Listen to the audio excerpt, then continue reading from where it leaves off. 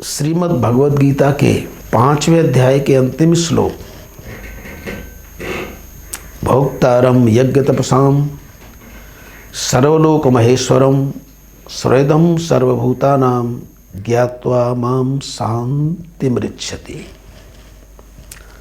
भगवान कहते हैं जो सभी यज्ञों का, तपस्याओं का भोक्ता मुझे समझ लेता है, संपूर्ण प्राणी मात्र का सुहृद समझ लेता है, ऐसा जानकर कि मैं परमात्मा श्री कृष्ण संपूर्ण यज्ञों का, संपूर्ण तपों का भोक्ता हूँ, जीव मात्र का निस्वार्थ प्रेमी हूँ, ऐसा जानकर वह शांति को प्राप्त होता है।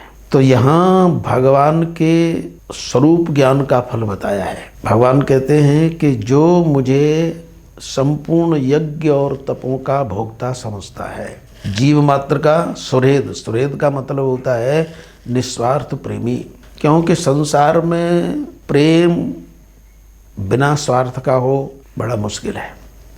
स्वार्थ मीत सकल जग माही, सपने प्रभु परमार्थ नाही। संसार में निस्वार्थ प्रेम होना बड़ा दुर्लभ है, लेकिन भगवान कहते हैं मैं जीव मात्र का सुहृद हूँ, मेरा किसी से स्वार्थ नहीं है। तो मुझे सुहृद समझकर, निस्वार्थ प्रेमी समझकर, और सुहृद का दूसरा मतलब है हृदय में विराजमान अंतर्यामी परमात्मा समझकर शांति को प्राप्त होता है। असल में भक्त को ये विश्वास होता है कि मेरे प्रभु ही करता है, क्यों जब वो भोक्ता बता रहे हैं तो वही करता है। जितने भी अच्छे कार्य होते हैं सबके कर्ता मेरे प्रभु हैं, ये भक्त का चिंतन है, ये भक्त का विश्वास है। वे निस्वार्थ प्रेमी हैं, ये भक्त का ज्ञान है। भक्त का ज्ञान है कि निस्वार्थ प्रेमी मेरे प्रभु हैं, अंतर्यामी है प्रभु, मैं उनसे क्या कहूँ, वो सुहृद हैं। तो ऐसे भक्तों का जो ज्ञान है भगवत विषयक, इस ज्ञान से साधक शांति को प्राप्त होता है। ये भगवान का कथन है। एक नहीं, अनेक भक्तों की ऐसी चर्चाएं हैं। अंतर्यामी है भगवान, इस पर एक छोटी सी दृष्टि डालते हैं। पंढरपुर में जो एक भगवत तीर्थ है, वहाँ एक चतुर्थ वर्ण में पैदा हुए दंपत्ति अपनी कन्या, जिसका नाम था जना, लेकर के भगवत दर्शन के लिए गए।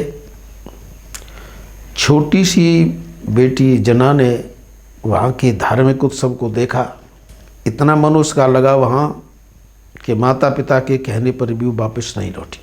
अंतर्यामी परमात्मा की विशेष प्रेरणा बस वह उनकी ही हो करके रही। इस छोटी कन्या पर दृष्टि पड़ी नामदेव की, जो एक महाराष्ट्र के बहुत बड़े भक्त हुए हैं। अपने घर ले आए। घर नामदेव की माँ हैं, उनकी पत्नी हैं। जना कहती है कि मुझे काम दो कुछ। तो जो अतिथि आ जाते हैं उनके लिए आटा पीसने का काम, चक्की चलाने का काम जनाबाई लेती है।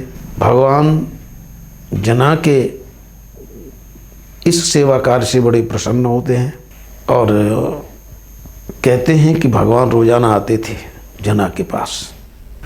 एक दिन आए, छोटी ही तो थी जना। कहते हैं कि भगवान उस जनाबाई के चरण तक दबाते हैं। लीला है भगवान की, अपना हार वहाँ छोड़ जाते हैं। उधर मंदिर में जब पुजारी भगवान के गले का हार नहीं देखते, इधर उधर खोजा जाता है। और कहते हैं कि वह खोजते खोजते आए, जना के पास वो मिला। ये तो बहुत बड़ा पाप है लोगों की दृष्टि में, सूली चढ़ा दो जनाबाई को। लेकिन अंतर्यामी परमात्मा का ज्ञान जिस जनाबाई को है, वह सूली चढ़ने के लिए तैयार है। लेकिन उसे पता है कि जीवन में सुख या दुख जो कुछ भी है वो मेरे पूर्वकृत कर्मों का फल है।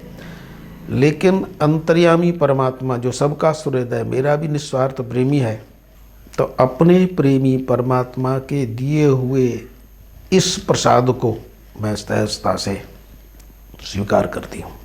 सूली चढ़ाया जाता है तो चढ़ा दो, लेकिन प्रमाण है कि सूली भी पानी हो जाती है।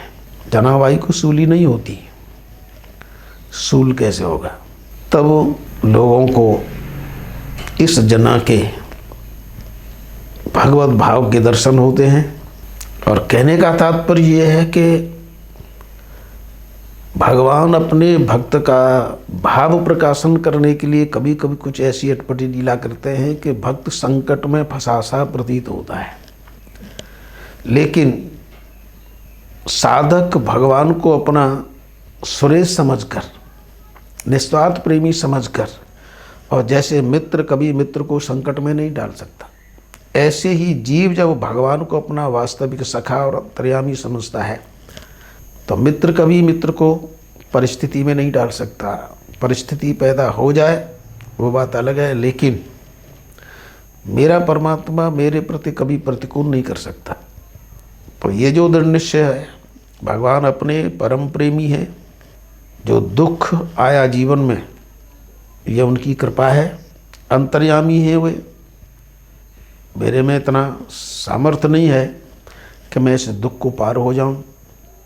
तो वही परमात्मा फिर अपने उस साधक को, जो भगवान को निस्वार्थ प्रेमी समझता है, सुहृद समझता है, उस पर दृढ़ विश्वास करके और इस ज्ञान को मजबूत करके कि परमात्मा के द्वारा कभी हमारा अनर्थ नहीं हो सकता, वो भी शांति को प्राप्त होता है। तो चाहे ज्ञान मार्ग हो अथवा भक्ति मार्ग हो, ज्ञान में श्रद्धा की प्रधानता है, विचार की प्रधानता है, लेकिन भक्ति में उस अंतर्यामी परमात्मा के प्रति विश्वास की प्रधानता है, समर्पण की प्रधानता है। तो इस प्रकार चाहे ज्ञान मार्ग हो, ज्ञानी को भी शांति मिलती है और भक्त को भगवान के स्वरूप, स्वभाव, प्रभाव सबका ज्ञान होने के बाद शांति मिलती है। हरि ओम तत्सत, हरि ओम तत्सत। श्री राम जय राम जय जय राम, श्री राम जय राम जय जय राम, श्री राम जय राम जय जय राम। ओम।